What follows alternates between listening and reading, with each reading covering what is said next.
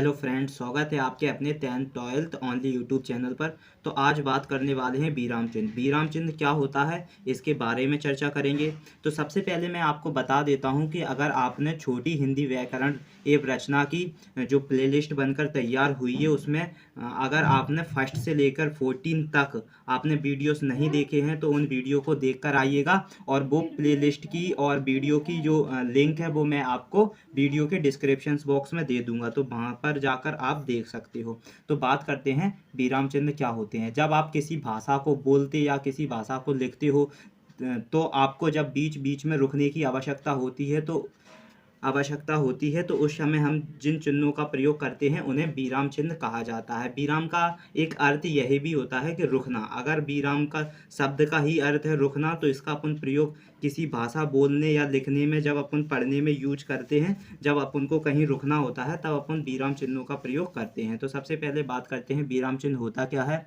विराम चिन्ह जो विराम शब्द का अर्थ ही एक रुकना होता है और किसी भी भाषा को बोलते, पढ़ते तथा लिखते समय अपने विचारों को प्रकट करने के लिए वाक्य के अंत में या विचार में रुकने की आवश्यकता होती है।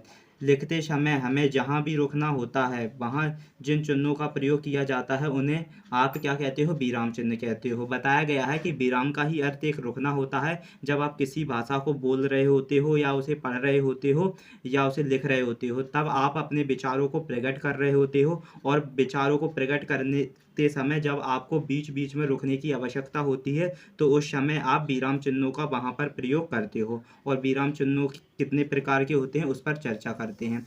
विराम चिन्ह मुख्य रूप से 6 प्रकार के होते हैं, और भी होते हैं, लेकिन अभी आपको छह विराम चिन्हों का ही एक मुख्य रूप से प्रयोग करने को देखा जाएगा, क्योंकि ये 6 ही मुख्य रूप हैं विराम चिन्हों के। अगर आपको ये 6 जो विराम चिन्ह अगर आपने सीख लिए तो समझ लो आप पैराग्राफ में कहीं भी आपको रुकने की ज़रूरत नहीं पड़ेगी। आप जहां आपको रुकने की ज़रूरत पड़ेगी वहां आप विराम चिन्ह लगाकर और आगे बढ़ते जाओगे। ठीक है, तो सबसे पहले बात करेंगे कि कुछ प्रमुख विराम चिन्हों की, कि कुछ प्रमुख विराम चिन्ह कौन कौन से होते हैं उनकी बात करेंगे। पहला होता है पूर्ण विराम चिन्ह। उसका जो चिन्ह होता है पूर्ण विराम का वो इस प्रकार का होता है चिन्ह। और अल्प विराम का जो चिन्ह होता है वो इस प्रकार होता है। और प्रश्न वाचक चिन्ह इस प्रकार होता है। और विस्मयादि बोधक जो चिन्ह इस प्रकार होता है। और उद्धरण जो चिन्ह होता है वो इस प्रकार होता है। और लाघव जो चिन्ह होता है वो इस प्रकार होता है। अब बात करेंगे पूर्ण विराम की, कि पूर्ण विराम चिन्ह आप किस प्रकार यूज कर सकते हो। ठीक है, उस पर चर्चा करते हैं। जो पूर्ण विराम चिन्ह होता है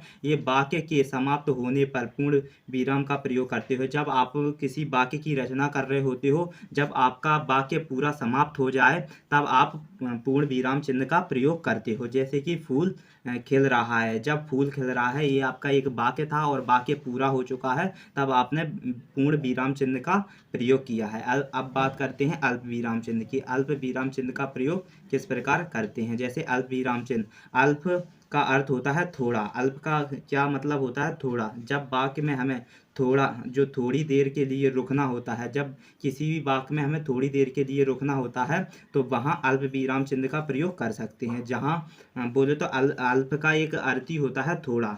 और जब आपको वाक्य में थोड़ी देर के लिए रुकना है और फिर से वाक्य को प्रारंभ करना है तो आप अल्प विराम चिन्ह का प्रयोग कर सकते हो। जैसे कि देखा जाए, हमने जो बाजार से फल सब्जियां, दालें आदि चीज़ें खरीदी, तो हमने जब आप एक वाक्य की रचना कर रहे थे तो आपने देखा कि जब आपका थोड़े वाक्य की रचना हुई, जैसे हमने बाजार से फल, तो फल आपका थोड़ा ही वाक्य की रचना हुई तो आपको क्या करना पड़ा, एक रुकने की आवश्यकता पड़ी। तो रुकने की आवश्यकता पड़ने पर आपने विराम चिन्ह का प्रयोग किया तो वहाँ पर आप अल्प विराम चिन्ह का प्रयोग कर दोगे। ठीक है, उसके बाद आपने सब्जियां बोली, ये भी एक शब्द है और यहाँ पर भी आपको रुकना है तो वहाँ भी आपने अल्प विराम चिन्ह का ही प्रयोग किया है, क्योंकि अल्प विराम का ही अर्थ होता है थोड़ा। जब आप वाक्य की रचना कर रहे होते हो तब आपको थोड़ी देर के लिए रुकना होता है और फिर वाक्य को आगे रचना करते जाने होता है। तो उस समय आपको जो थोड़ा रुकने के लिए आप किस अल्प विराम चिन्ह का प्रयोग करते हो। अब बात करते हैं प्रश्न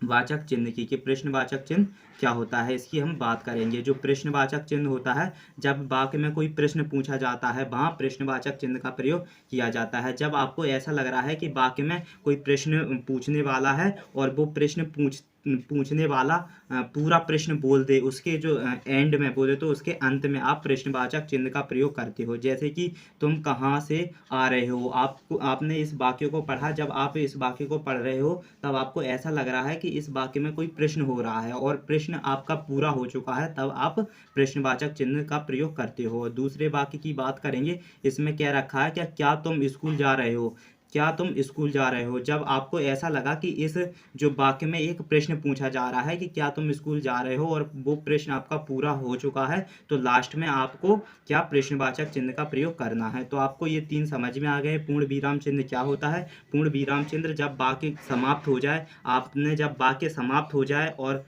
तब आप पूर्ण विराम चिन्ह का प्रयोग करते हो। और अल्प विराम चिन्ह का प्रयोग कब करते हो, जब आपने जो अर्थ बोले तो अल्प का जो अर्थ ही एक थोड़ा होता है, जब आप वाक्य को लिख रहे होते हो और थोड़ी देर के लिए रुकना होता है, तब आप अल्प विराम शब्द का प्रयोग करते हो। प्रश्नवाचक चिन्ह का प्रयोग कब करते हो, जब आपको वाक्य में को पढ़कर ऐसा अंदाजा हो कि वाक्य में एक प्रश्न पूछने वाली जैसी बातें हुई हैं, तब आप प्रश्नवाचक चिन्ह का प्रयोग करते हो, वो भी लास्ट में। क्योंकि आपका जो वाक्य आपने पढ़ा, तो वाक्य पढ़ने के बाद आपको ऐसा लगा कि इस वाक्य में कोई प्रश्न है और प्रश्न आपका पूरा हो चुका है, तब आप किसका यूज करते हो, किस चिन्ह का यूज करते हो, प्रश्नवाचक। विस्मयादि बोधक चिन्ह। विस्मयादि बोधक चिन्ह कुछ इस प्रकार का होता है, आपको दिख रहा होगा, ये विस्मयादि बोधक चिन्ह होता है। अब बात करेंगे खुशी, घृणा, आश्चर्य तथा दुख के भावों को प्रकट करने के लिए विस्मयादि बोधक चिन्ह का प्रयोग करते हैं। विस्मयादि बोधक चिन्ह क्या होते हैं, जब आप किसी भावना को प्रकट कर रहे होते हो, किसी भावों को प्रकट कर रहे होते हो,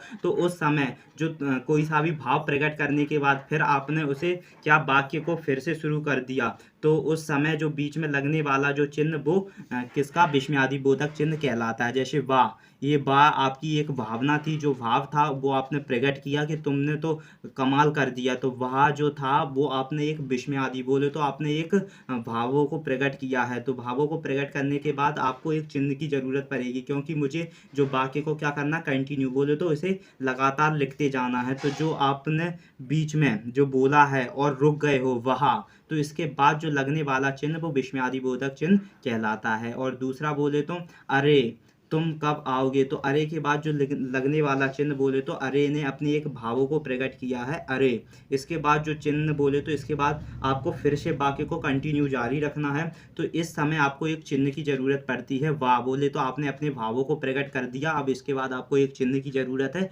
उस चिन्ह में आप किसका यूज करोगे, विस्मयादि बोधक चिन्ह का यूज करोगे। ठीक है, अब बात करते हैं उद्धरण चिन्ह की, कि उद्धरण चिन्ह कौन सा होता है, इसकी बात करते हैं। उद्धरण चिन्ह ऐसे होते हैं जब आप एक किसी वाक्य को बोले तो बीच में उसे बंद कर देते हो दोनों साइड से, तो उस समय आप उद्धरण चिन्ह का प्रयोग करते हो। जैसे किसी व्यक्ति की बात को जो या तो लिखने के लिए उद्धरण चिन्ह का प्रयोग करते हो। जैसे पंडित जवाहरलाल ने आराम हराम है, पंडित जवाहरलाल ने कहा कि आराम हराम है, तो आराम हराम आपने किस वाक्य का प्रयोग किया है, जो या तो का प्रयोग किया है, तो उस समय आप उस वाक्य को किस चिन्हों के उपरांत अपन प्रस्तुत करेंगे, उसे उद्धरण चिन्ह लगाएंगे उस पर, क्योंकि आपने किसी व्यक्ति की बात को जो या तो लिखने के लिए प्रयोग किए हैं, इसलिए आपको उद्धरण चिन्ह का प्रयोग करना पड़ेगा। ठीक है, अब बात करेंगे दूसरे एग्जाम्पल्स की,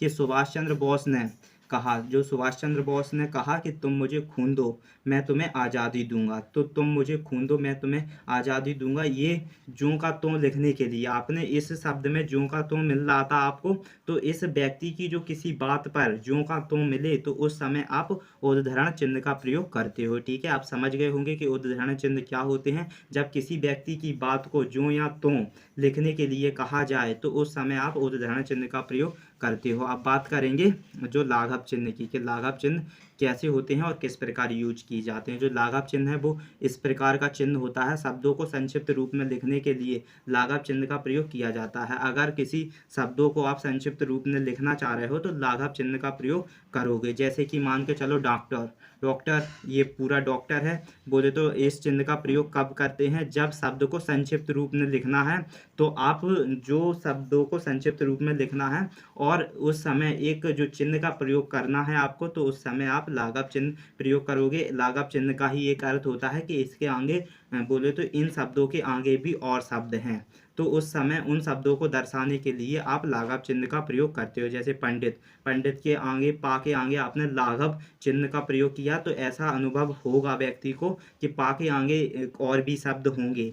तो लाघव एक ऐसा चिन्ह होता है जो अपने आगे और भी चिन्ह को प्रस्तुत करवाता है। ठीक है, तो आपको ये तीनों भी समझ में आ गए कि विस्मयादि बोधक चिन्ह वो होते हैं जिसमें आप अपने भावों को प्रकट करके और कंटिन्यू बातों को जारी रखते हैं। और उद्गम चिन्ह वो होते हैं जब आप किसी व्यक्ति की बात को ज्यों का त्यों लिखने के लिए एक चिन्हों का प्रयोग करते हैं, उन्हें उद्धरण चिन्ह कहा जाता है। और लाघव चिन्ह वे शब्द होते हैं जिसमें संक्षिप्त रूप में लाघव चिन्ह का प्रयोग किया जाता है, जिसके आगे शब्द लिखने के बाद ऐसा अनुभव होना चाहिए कि इसके आगे और भी शब्द हैं, तब आप लाघव चिन्ह का प्रयोग कर सकते हो। तो आई होप आपको समझ में आए होंगे विराम चिन्ह क्या होते हैं। तो विराम चिन्ह पता ही होगा आपको, विराम चिन्ह का ही अर्थ होता है कि रुकना। जब आप अपना एक पैराग्राफ या बोलना या लिखना चाह रहे हो तो उस समय आपको रुकने की ज़रूरत पड़ेगी, तो जिस जगह रुकने की ज़रूरत पड़ेगी वहाँ पर विराम चिन्हों का प्रयोग होगा। और विराम चिन्ह मैंने मुख्य रूप से 6 बताए हैं, लेकिन ये बड़ी हिंदी जब आप पढ़ोगे तो उसमें और भी विराम चिन्ह देखने को मिलेंगे,